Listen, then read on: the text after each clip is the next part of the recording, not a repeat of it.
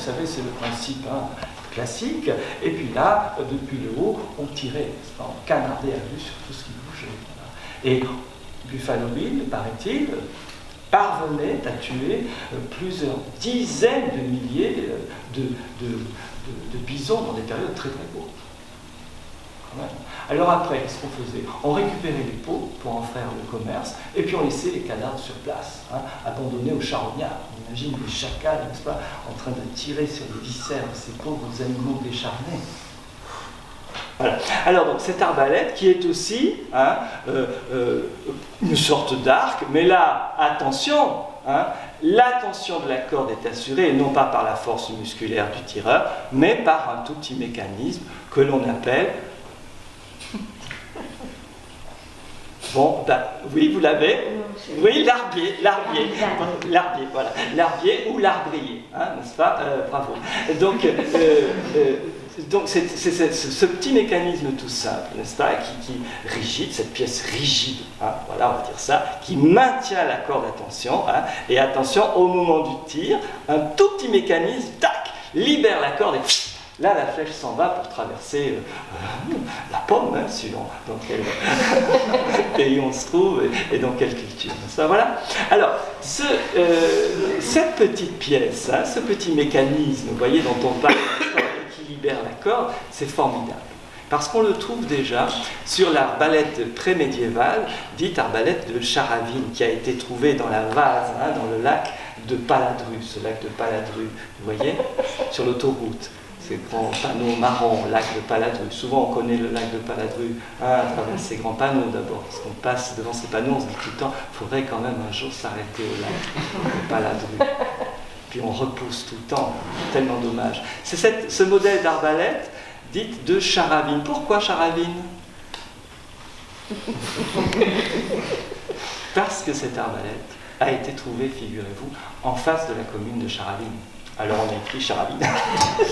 Et voilà, il y en a deux qui sont arrivés en 1982. Alors là, alors ils ont fait couler beaucoup d'encre. Mais qu'est-ce que font ces loups chez nous en France? Comment sont-ils arrivés là? Est-ce que c'est les écologistes qui ont voulu réintroduire le loup en France? On ne savait pas à l'époque. Est-ce qu'ils n'ont pas vu les panneaux qu'on était en France et puis ils sont passés comme ça à la frontière sans rien demander? Et là, dans ces grands chemins, vous voyez ces chemins enclavés, tout glacés, où on a les ombres des arbres qui nous terrifient comme ça. Il avance seul, tirant sur des branches, n'est-ce pas, et rassemblant quelques bois, et puis il aperçoit tout à coup une branche un petit peu sèche dans un buisson. Il approche sa tête, il tire sur la branche, et il a deux yeux jaunes. Il le fixe dans la nuit, avec des babines qui se retroussent et des dents comme des rasoirs. Et puis les trois petits cochons. Vous connaissez l'histoire. Il est temps maintenant que les enfants aient leur propriété, qu'ils s'installent enfin, que chacun trouve un peu son indépendance. Donc les trois petits cochons vont construire. Alors les deux plus jeunes sont plutôt tendance écologique, les bois se retrouvent soufflés en un rien de temps.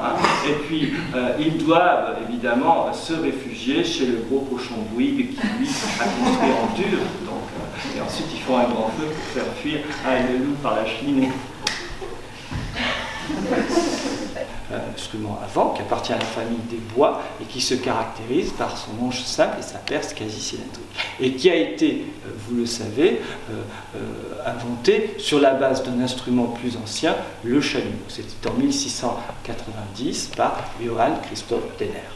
Le système solaire qui se caractérise par un noyau de glace entouré de poussière et de particules, et qui, comète du grec cométes, qui veut dire chevelu, ce que je ne suis pas. Et puis, donc, chaque fois, n'est-ce pas, que la comète, à cause de l'orbite de la comète, chaque fois qu'elle est amenée à passer devant le Soleil, la comète va se retrouver soumise, n'est-ce pas, aux forces qui émanent du Soleil. Elle pousse, elle hurle, poussez, plus fort, encore, poussez. Et là, hop, enfin, dans un immense cri tonitruant, voilà l'enfant qui paraît vigoureux, solide, poilu, velu, et qui pousse un cri énorme en arrivant sur Terre dans notre monde. Et là, tout le monde dit, c'est un prince qui nous aide. Et la nouvelle va très très vite. Hein. On fait sonner clairon, battre tambour, tonner canon, et puis tout le monde se précipite dans les appartements du roi. Sire, sire, ce fameux lion du Nord, hein, sire, sire, vous êtes papa, c'est formidable, c'est un garçon, Hakuna Matata. Le roi. Oui. Et puis entre-temps, on lave l'enfant, et oups, c'est une petite fille. Elle a fait tendre les murs de sa chambre de grands rideaux noirs avec des têtes de mort de partout. Elle a imposé qu'on la laisse prier jour et nuit le cadavre de son défunt mari. Il a fallu 2 ans attendre, 2 ans avant qu'elle cède le cadavre. Donc, vous vous rendez compte dans quel état devait être la chambre. Et elle forçait sa petite fille, alors âgée de 6 ans à peine, à prier sur le cadavre vermoulu de son père. Tu es le fils d'Apollon. Et là, Phaéton se retourne. Contre le mur, sa maman vient d'astiquer justement le couvercle en cuivre, vous savez, d'une vieille casserole. Et puis il aperçoit le reflet de son visage. Et il voit ses boucles blondes et ses grands yeux bleus. Et il comprend qu'il ne peut pas être le fils de Mérope, parce qu'il a des petits yeux noirs. Ils disent qu'il, vous savez, c'est la messagère. Tout le monde adore, elle apporte que les bonnes nouvelles. Alors, souvent, les poètes disent que quand elle arrive sur Terre, elle glisse comme ça avec son talon, vous savez, pour arriver sur Terre, et puis c'est l'arc-en-ciel. C'est pour ça que quand on achète des fleurs, vous savez, des fois, il y a un papier irisé. Ça vous rappellerez.